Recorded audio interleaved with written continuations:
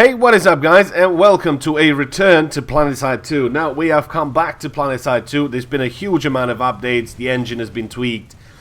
New guns, new crossbows, new snipers. They're bringing up, in the next couple of months, they're bringing up some new vehicles as well. So it just looks like Planetside 2 is getting better and better. I know there's quite a few people still being skeptical about Planetside 2 and all this and all that about the engine. And the engine has been tweaked, and there's a little bit of pay to win in here for you can buy yourself some guns and be a little bit more powerful than the opposition, but that, to an extent, that doesn't really make that huge of a difference. Why? The reason is you can still be shit with a gun that you've purchased. It's simple as that. I mean, you can buy, for example, you can get a pistol that does like 300 plus damage, while your regular pistol only does like about 143. Still, you can miss a lot of shots, and if you're not careful and you're not any good at aiming, then you shouldn't really have a problem with somebody that's paid for his guns. The way I see it, a lot of people buy horns and camouflage and stuff like that, you know, certs, so they can unlock stuff quicker. And they don't really buy guns, because most of the guns you can get in Planetside 2, they're not going to be that much different than the guns that you can just unlock yourself by just grinding and getting some stuff done yourself.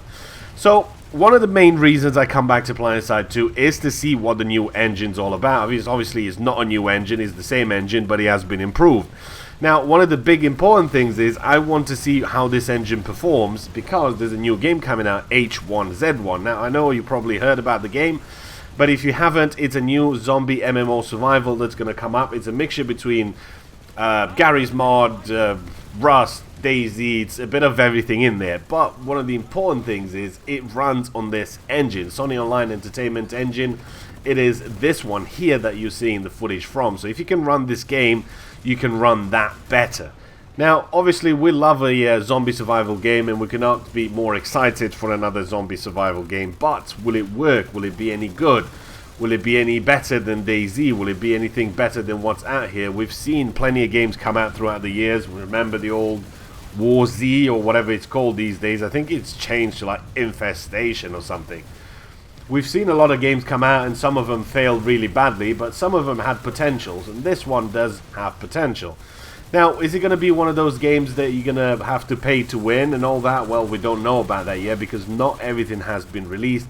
All the information is not yet available to what's going to be happening in the game. What we know about the game from the live stream, there was a 50-minute live stream for those of you that watched it. I'm going to link their Twitch in the description. You can check that out yourself.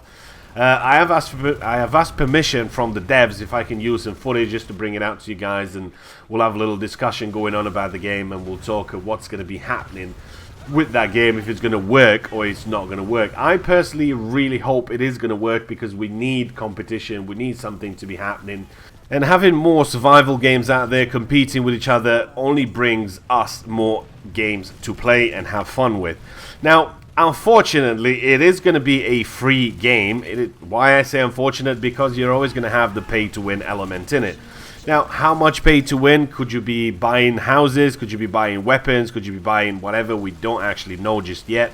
There is an inventory there. You can build a house like you would in Rust or DayZ. Epoch, you can get all sorts of goodies in the game, but not full details have not yet been released about the game. There is about 3 weeks now, and there's going to be an early version of the game, so early access. You can get inside and play that game a little early before it gets released to the general public. I think that's a $20 buy-in, so something like $19.99. You can buy yourself the game early. I would really prefer it if the game was actually buyable, so you can just go ahead and just buy the game, get the full business out of it, and that's that. But it's not going to be that way. It is going to be free, so I'm sure some of you are going to be pretty excited, and some of you are going to be pretty disappointed about the pay-to-win aspect of the game. Obviously, with any free game, you're going to have that. And I mean, look at Planetside 2. How does Planetside 2 perform? Planetside 2, technically, it is a pay-to-win game. I mean, it is a free game, but you can pay for stuff. You can buy really good weapons. You can get armor. You can get all sorts of goodies. I mean, you can upgrade, for example, you can upgrade a tank to the max level within 2 minutes, as long as you paid for stuff. So that really will change your gameplay. Obviously, like I said earlier on, if you're really shit at the game, then yeah, probably not going to make that huge of a difference. But if you've played Planetside for a couple of months and you know what you're doing and you know what's what and who's who, and you decide, okay, I just want to spend $100 on this game, or 60 or whatever you'd pay for a AAA game, you can have a huge advantage in the game above everybody else. It's just that simple. That's what a pay to win game is. It's just that simple.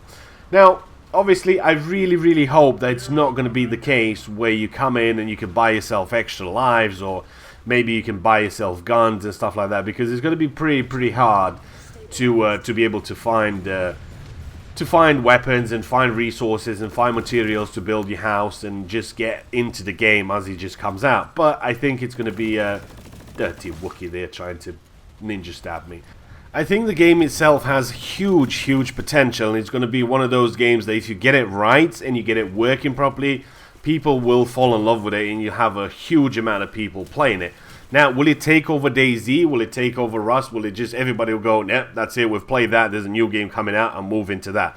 That probably will not happen. It all depends how the game is structured, how the game works, how the game performs on your machine, because at the end of the day, you cannot expect everybody to have a beast PC with the best parts and the best graphic cards and everything having top of the range gear inside his PC. So you need to have it optimized for everybody to be able to play it and enjoy it. Never mind, the gameplay has to work properly, the mechanics, everything just has to be right. But as soon as I get some word that I'm allowed to use some of the footage, I'll come back to you guys and I'll show you some footage. And that's it from me for today. Hopefully you guys have enjoyed it. Don't forget to let me know what you think about the game, and I will see you guys in the next one. Some pesky maxes? That's not a problem. Out.